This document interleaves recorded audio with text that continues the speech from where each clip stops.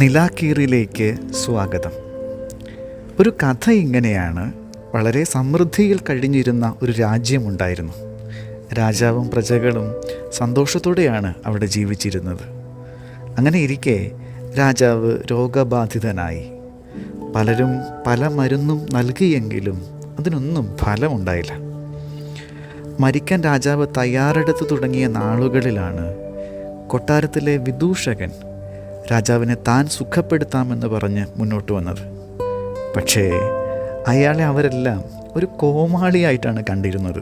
അതുകൊണ്ട് തന്നെ അയാളുടെ വാക്കുകളെ ആരും വിലമതിച്ചില്ല എന്ന് മാത്രമല്ല, പരിഹസിക്കുകയും ചെയ്തു. പക്ഷേ യഥാർത്ഥത്തിൽ രാജാവിൻ്റെ രോഗശമനത്തിനുള്ള ഔഷധം അയാൾക്കറിയാമായിരുന്നു. വിദൂഷകനാണ് എന്നതിൻ്റെ പേരിൽ അയാളിലെ ജ്ഞാനിയെ അവർക്ക് തിരിച്ചറിയാനായില്ല എന്ന് മാത്രം. അതുകൊണ്ട് മാത്രം സുഖപ്പെടുമായിരുന്നിട്ടും രാജാവ് മരണപ്പെട്ടു. ഒരാളെ വില കുറച്ച് കാണുമ്പോൾ, അയാൾ യഥാർത്ഥത്തിൽ എന്തായിരിക്കുന്നുവോ അത് മനസ്സിലാവാതിരിക്കുമ്പോൾ, ആ മനുഷ്യനിലൂടെ നമുക്ക് ചൊരിഞ്ഞു കിട്ടാനിടയുള്ള പ്രകാശമൊക്കെയും നഷ്ടപ്പെട്ടു പോകുമല്ലോ. അത്തരമൊരു നഷ്ടത്തിൻ്റെ കഥ സുവിശേഷത്തിലുണ്ട്. കഥാസന്ദർഭം അതിങ്ങനെയാണ്. യേശു സ്വദേശത്തെ സിനഗോഗിൽ പഠിപ്പിക്കുകയായിരുന്നു.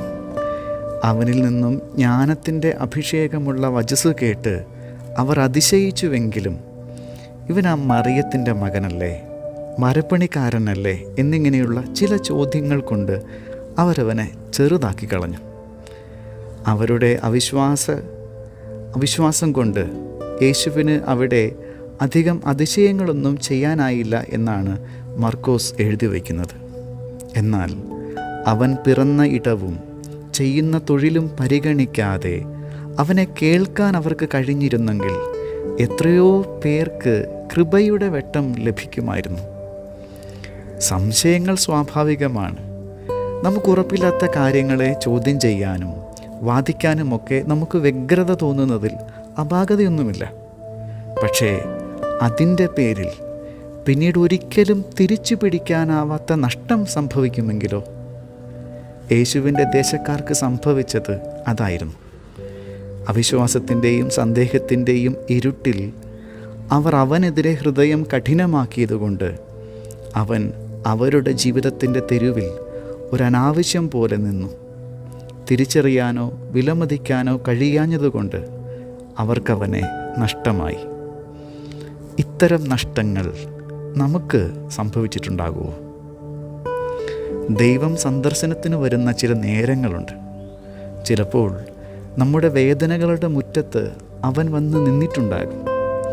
ജീവിതം വല്ലാതെ ഇരുണ്ടുപോയ ആ നേരത്ത് നമുക്ക് അവിടുത്തെ സാന്നിധ്യം അത്രമേൽ അനിവാര്യമായിരുന്നിരിക്കാം.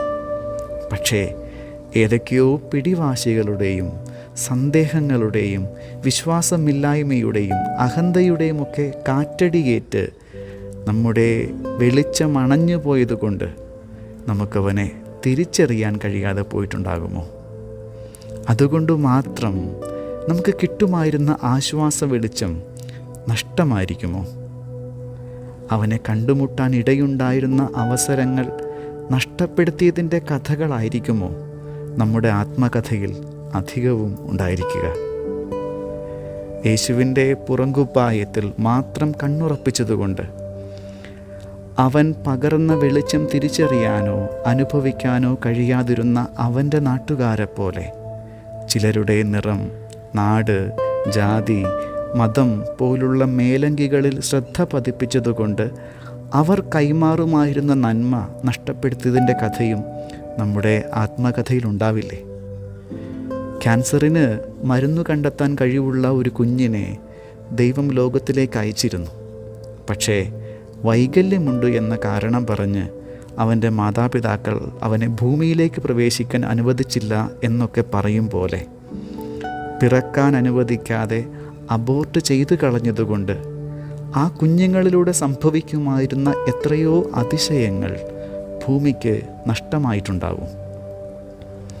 ആ മനുഷ്യനോട് ക്ഷമിക്കാൻ കഴിഞ്ഞിരുന്നെങ്കിൽ സ്വസ്ഥതയോടെ ഉറങ്ങാനാവുമായിരുന്ന എത്ര രാത്രികളുടെ സമാധാനമാണ് നമുക്ക് നഷ്ടപ്പെട്ടത്.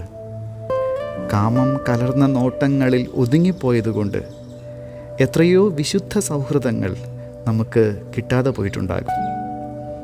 നമ്മുടെ ആത്മകഥ നഷ്ടങ്ങളുടെ ഒരു കണക്ക് പുസ്തകമായിരിക്കുമോ? ചില വിചാരങ്ങളൊക്കെ നമുക്കും ആവശ്യമുണ്ട്. ചില തിരിച്ചറിയലുകൾ നമുക്ക് വേണം. എൻ്റെ സാധ്യതകളൊക്കെ നഷ്ടപ്പെട്ടു എന്ന ഖേദമൊന്നും നമുക്ക് ആവശ്യമില്ല. അതിൻ്റെ പേരിൽ നിരാശപ്പെടുകയും വേണ്ട.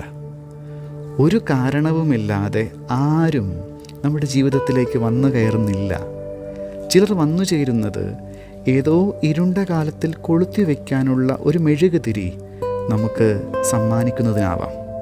അല്ലെങ്കിൽ അണഞ്ഞുപോയ അവരുടെ വിളക്ക് നമ്മുടെ തിരിയിൽ നിന്നും കത്തിച്ചെടുക്കുന്നതിനും ആവാം. എന്താണെങ്കിലും വെളിച്ചം കൈമാറാനോ സ്വീകരിക്കാനോ ആണ് അവരൊക്കെയും വന്നിട്ടുള്ളത്. ഒരുപക്ഷേ അതൊന്നും ഉപയോഗപ്പെടുത്താൻ ഇതുവരെ കഴിഞ്ഞിട്ടുണ്ടാവില്ല. സാരമില്ലെന്നേ, ഇപ്പോഴും ജീവനോടെ ഉണ്ടല്ലോ. ഞാൻ ഇപ്പോഴും ജീവിച്ചിരിക്കുന്നുവെങ്കിൽ അതിനർത്ഥം ഇനിയുമേറെ പീഡ സഹിക്കാനുണ്ട് എന്നല്ല.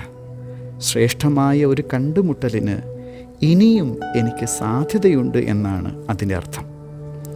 നഷ്ടങ്ങളൊക്കെ പരിഹരിക്കാൻ എനിക്കിനിയും അവസരം ബാക്കിയുണ്ട്. നമ്മുടെ ആത്മകഥ ഒരു തിരുത്തിയെഴുത്ത് ആവശ്യപ്പെടുന്നില്ലേ? ഇപ്പോഴും ജീവനോടെ ഉണ്ടല്ലോ, ഇനിയും തിരുത്തി എഴുതാമല്ലോ. പ്രാർത്ഥിക്കാം. ദൈവമേ, നിന്നെ തിരിച്ചറിയാനുള്ള തെളിച്ചം എനിക്ക് നൽകണമേ. ആമേൻ. സ്തുതിയായിരിക്കട്ടെ.